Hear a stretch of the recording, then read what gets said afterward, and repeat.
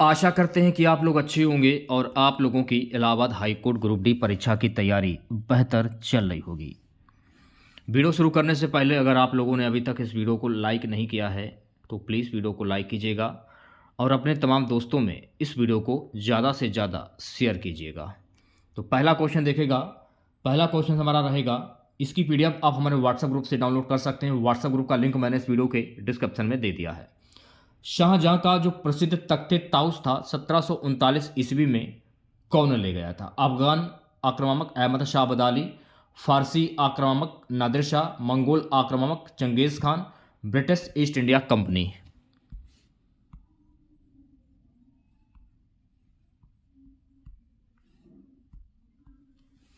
तो right answer आपका जाएगा ऑप्शन नंबर वी के साथ में, फारसी आक्रामक नादिर शाह ले गया था। अगर आपसे एग्जाम में प्रश्न अगर ये पूछ लिया जाए कि मुगल सिंहासन पर कब्जा करने से पहले शाहजहां को क्या कहा जाता था, किस नाम से जाना जाता था? खुर्रम के नाम से जाना जाता था। तो ये भी आपको ध्यान में रखना है। अच्छा, शाहजहां का जो शासनकाल था कब से कब तक रहा था? तो ये भी आपसे प्रश्न पेपर में पूछा जा सकता है। तो शाहजहां का जो शासनकाल था 1628 से 1658 के बीच में रहा था शाहजहां का शासनकाल। आगरा का जो ताजमहल है, आप शायद घूमने गए होंगे, आप घूम चुके भी होंगे। जो आगरा का जो ताजमहल है ये भी शाहजहां के द्वारा बनवाया गया था। किसकी याद में बनवाया गया था? मुमताज महल की याद में बनवाया गया था। तो ये सारे फैक्ट आपको ध्यान में रखने हैं। दूसरा क्वेश्चन देखेगा सभी बच्चे, कैमरा के प्रतिबिंब की तिरछता निम्नलिखित में से कौन तय करता है? द्वारक अपचर जिसे कहते हैं, उदासीन का समय, लेंस की फोकस दूरी, कैमरा का आकार।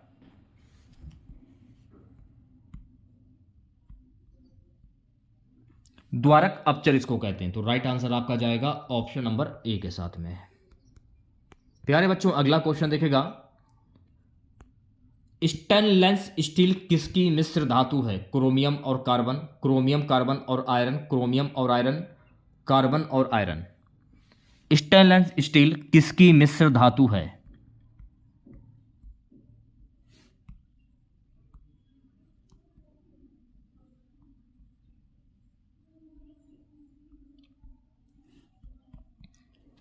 तो राइट आंसर आपका जाएगा क्रोमियम, कार्बन और iron. Option number B correct हो जाएगा। ठीक है, नेक्स्ट क्वेश्चन देखेगा। प्यारे बच्चों, अगला प्रश्न हमारा है कि पत्तों में दिखाई देने वाली शिराएं काम करती हैं प्रकाश संश्लेषण का, वाष्पोत्सर्जन का, भंडारण का या चालन का? इंपॉर्टेंट क्वेश्चन से 5 स्टार लगा लीजिए। पत्तों में दिखाई देने वाली जो शिराएं होती हैं वाष्पोत्सर्जन का काम करती हैं। तो राइट आंसर आपका जाएगा ऑप्शन नंबर बी के साथ में। पांचवा क्वेश्चन देखेगा सभी बच्चे,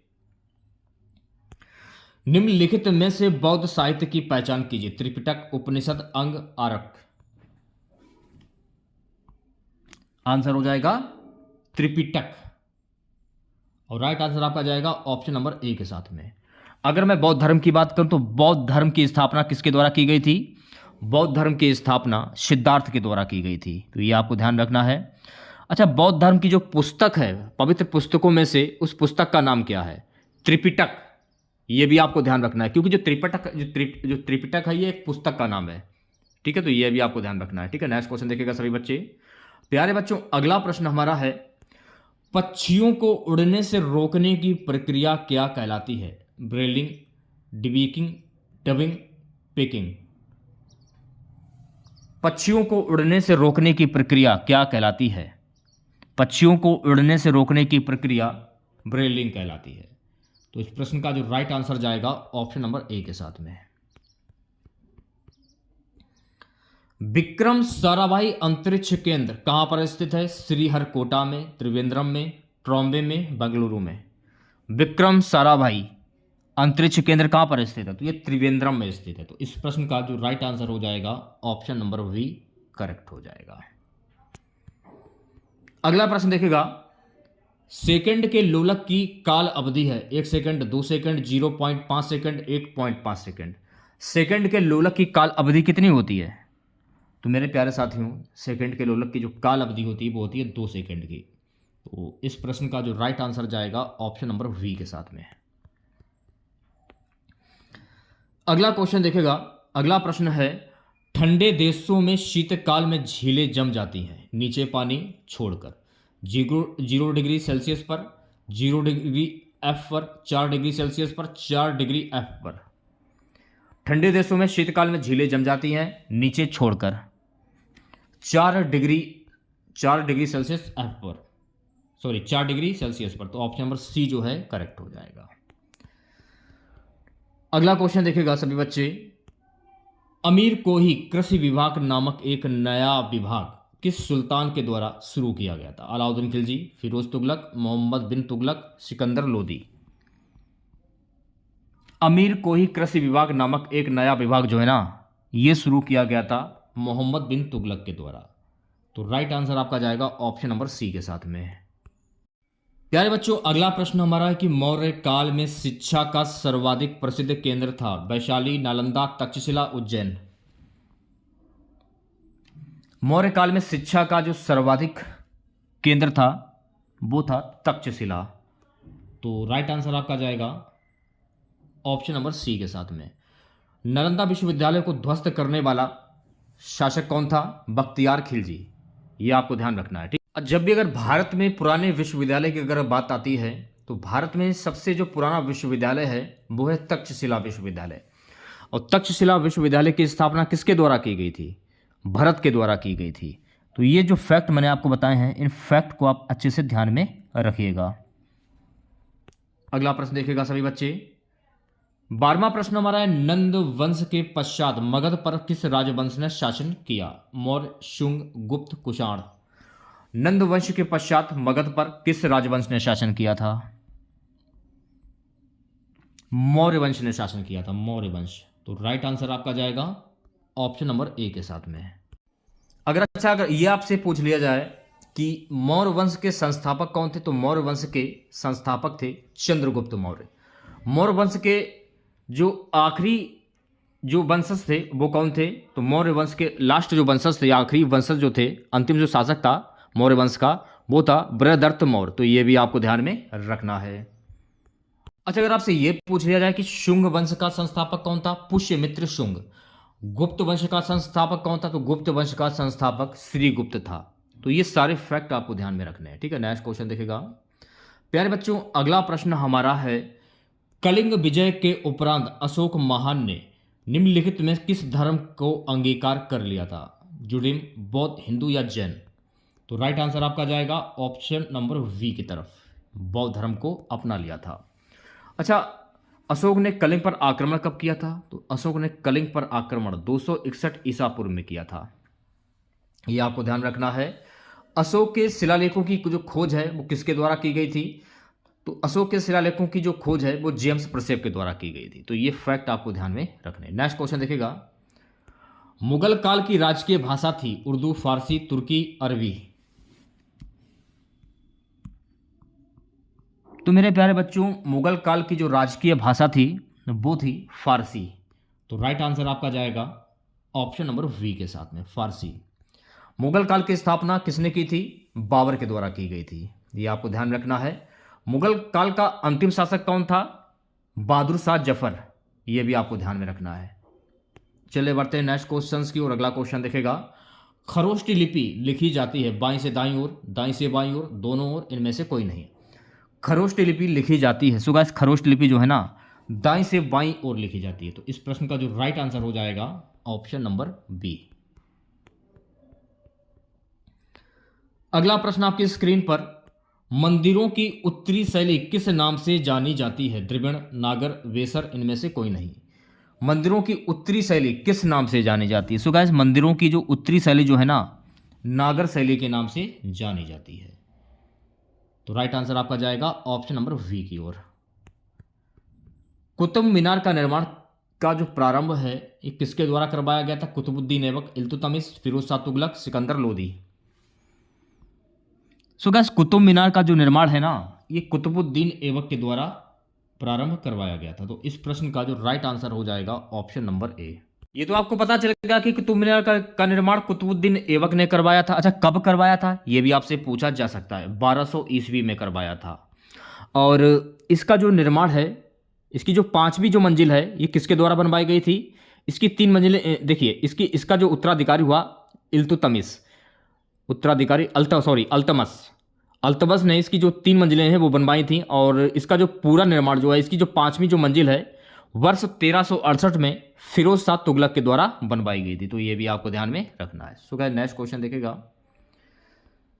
अगला प्रश्न हमारा है कि हिंदू मुस्लिम, ध्यानपूर्वक प्रश्न को पढ़िएगा, हिंदू मुस्लिम एकता का प्रतीक सुलह कुल उत्सव आयोजित किया जाता है आगरा में, अलीगढ़ में, इटावा में या बाराबंकी में? इंपॉर्टेंट क्वेश्चन से 5 स्टार लगा लीजिए। वैसे इस प्रश्न का राइट आंसर आपका आगरा होगा। आगरा में हिंदू मुस्लिम एकता का प्रतीक सुलह कुल उत्सव जो है वो मनाया जाता है। तो राइट आंसर आपका जाएगा ऑप्शन नंबर ए के साथ में। लेकिन आंसर में जो है बी ऑप्शन आ रहा था, बी ऑप्शन नहीं ए ऑप्शन होगा, इसको सुधार कर लीजिएगा। ठीक है, नेक्स्ट क्वेश्चन देखेगा। प्यारे बच्चों, अगला प्रश्न हमारा है कि अग्निग्रह किस धर्मावलंबी का पूजा स्थल है?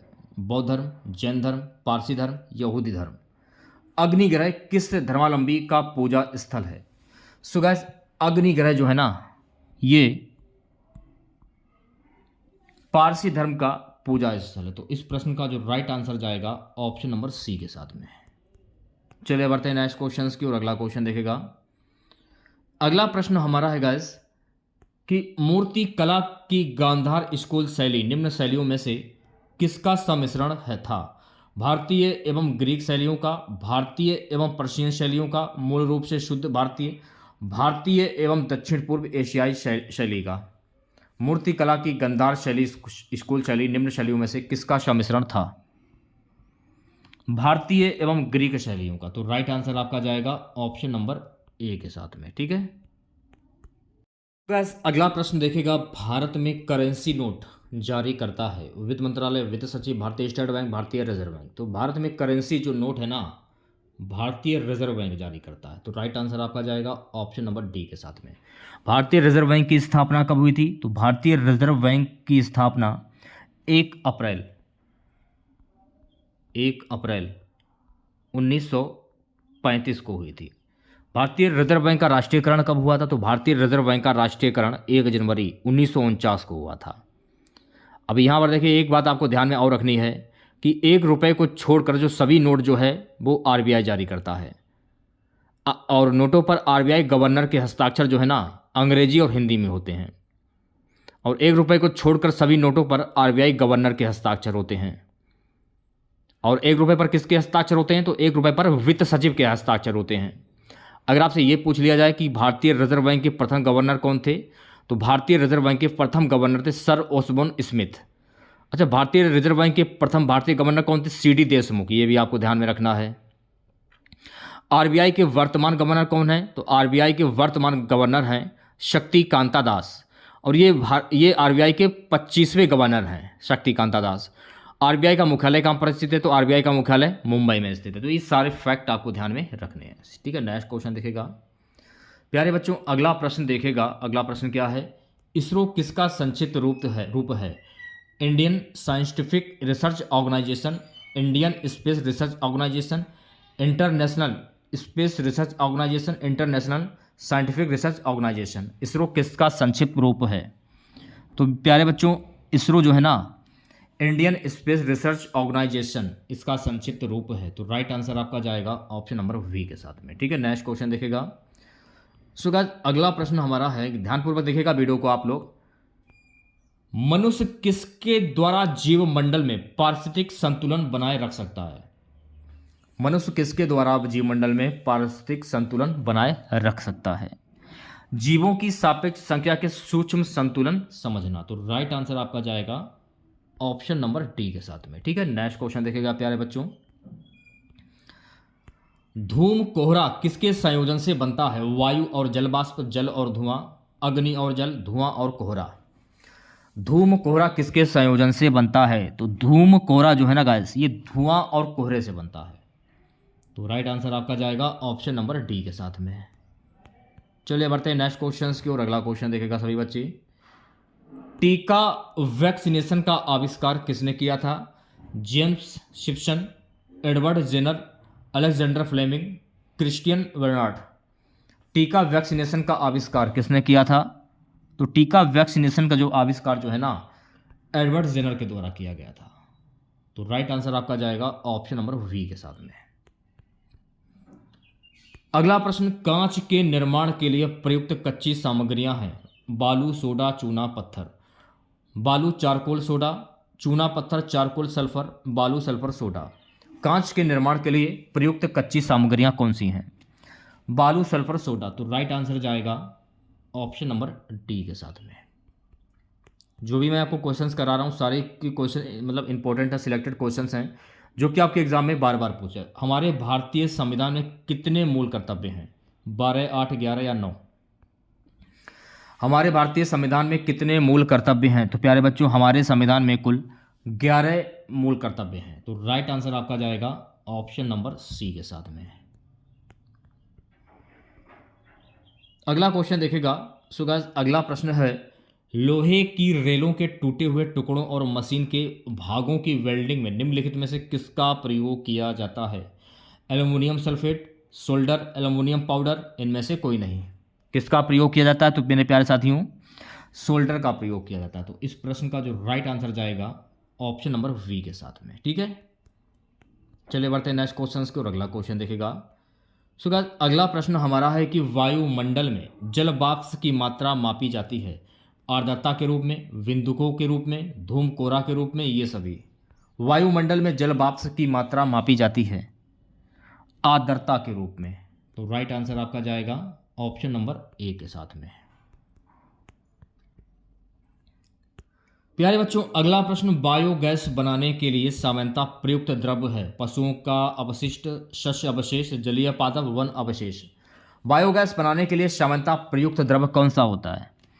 पशुओं का अवशिष्ट। तो राइट आंसर आपका जाएगा ऑप्शन नंबर ए के साथ में।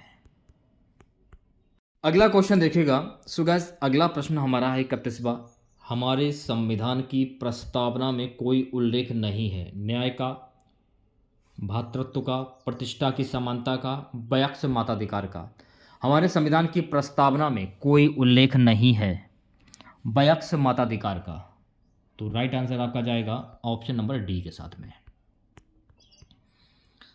32वां क्वेश्चन देखिएगा सभी बच्चे। 32वां क्वेश्चन हमारा है कि भारतीय संसद का जनता द्वारा निर्वाचित सदन निम्नलिखित में से कौन सा है? राज्यसभा, लोकसभा, लोकसभा भी और राज्यसभा भी, उपरोक्त में से कोई नहीं। भारतीय संसद का जनता द्वारा निर्वाचित सदन निम्नलिखित में से कौन सा है? लोकसभा।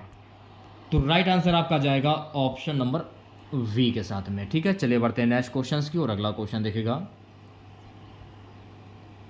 संविधान का कौन सा भाग राज्य नीति के निर्देशक सिद्धांतों से संबंधित? भाग 3, भाग 4, भाग 1 या भाग 2? संविधान का कौन सा भाग राज्य नीति के निर्देशक सिद्धांतों से संबंधित है? भाग 4। तो इस प्रश्न का जो राइट आंसर जाएगा ऑप्शन नंबर वी के साथ में। सो गाइस, नेक्स्ट क्वेश्चन देखिएगा। गांधी जी किसकी रचनाओं से प्रभावित थे? Karl Marx, Thomas Hobbes, Charles Darwin, Leo Tolstoy. Gandhi ji किसकी रचनाओं से प्रभावित है? सो गाइस, गांधी जी जो है ना, लियो टॉलस्टॉय की रचनाओं से प्रभावित थे। तो इस प्रश्न का जो राइट आंसर जाएगा ऑप्शन नंबर डी के साथ में। 35वां प्रश्न, लोकतांत्रिक समाजवाद की विधियां हैं क्रांति, आम हड़ताल, तोड़फोड़, समझाना और प्रचार करना। लोकतांत्रिक समाजवाद की विधियां क्या हैं? समझाना और प्रचार करना। तो राइट आंसर आपका जाएगा ऑप्शन नंबर डी के साथ में। 36वां क्वेश्चन देखेगा। असम राज्य में काम कर रही तेल परिष्करणशालाओं, रिफाइनरियों की संख्या है 1, 2, 3 या 4? 4। तो राइट आंसर आपका हो जाएगा ऑप्शन नंबर डी। प्यारे बच्चों, अगला क्वेश्चन देखेगा। अगला प्रश्न हमारा है, वित्त आयोग की नियुक्ति कौन करता है? वित्त मंत्री, प्रधानमंत्री, लोकसभा अध्यक्ष या राष्ट्रपति? वित्त आयोग की नियुक्ति किसके द्वारा की जाती है? सो गाइस, वित्त आयोग की नियुक्ति वित्त मंत्री के द्वारा की जाती है। तो इस प्रश्न का जो राइट आंसर हो जाएगा option number A. Next question देखेगा। अन्नपूर्णा योजना किस वर्ष कार्यान्वित की गई थी? 1998, 1996, 1999 या 2000? अन्नपूर्णा योजना किस वर्ष कार्यान्वित की गई थी? तो ये कार्यान्वित की गई थी 2000, सन 2000। तो इस प्रश्न का जो राइट आंसर जाएगा ऑप्शन नंबर डी के साथ में। किस देश के अनुकूल व्यापार शेष का आशय है? निर्यात की अपेक्षा आयात अधिक है, आयात की अपेक्षा निर्यात अधिक है, आयात और निर्यात बराबर है, आयात बढ़ रहा है और निर्यात कम हो रहा है। किस देश के अनुकूल व्यापार शेष का आशय है? आयात की अपेक्षा निर्यात अधिक है। इस प्रश्न का जो राइट आंसर जाएगा ऑप्शन नंबर वी के साथ में। ठीक है, चलिए बढ़ते हैं नेक्स्ट क्वेश्चन की ओर। अगला क्वेश्चन देखिएगा सभी बच्चे। प्यारे बच्चों, अगला प्रश्न है कि मुख्य आयरन और स्टील उद्योग किस पठार में स्थित है? दक्कन, मालवा, तेलंगाना या छोटा नागपुर? ध्यानपूर्वक क्वेश्चन को पढ़िएगा कि प्रश्न में पूछा क्या जाए कि मुख्य आयरन और स्टील उद्योग किस पठार में स्थित है? छोटा नागपुर। तो इस प्रश्न का जो राइट आंसर जाएगा ऑप्शन नंबर डी के साथ में। ठीक है, चलिए कुछ यूपी जीके के क्वेश्चंस देख लेते हैं। 2001 से 2011 के दौरान उत्तर प्रदेश में साक्षर व्यक्तियों की प्रतिशत वृद्धि हुई 18.5%, 11.4%, 13.2%, 10.5%। 2001 से 2011 के दौरान उत्तर प्रदेश में साक्षर व्यक्तियों की प्रतिशत वृद्धि कितनी हुई है? 11.4। तो इस प्रश्न का जो राइट आंसर जाएगा ऑप्शन नंबर वी के साथ में। ठीक है, अगला प्रश्न आपकी स्क्रीन पर, निम्नलिखित युगों में से कौन सा सुमेलित नहीं है? एक तरफ है जनपद, दूसरी तरफ है महिला साक्षरता। कौन सुमेलित नहीं है आपसे ये पूछा जा रहा है। गाजियाबाद 60.69%, ये सुमेलित नहीं होगा। तो राइट आंसर क्या हो जाएगा? Option number C. अब यहां पर देखिएगा क्या पूछा रहा है, निम्न वक्तव्यों पर विचार कीजिए। कथन ए में क्या है? उत्तर प्रदेश में साक्षरता दर स्थिर तरीके से बढ़ती रही है।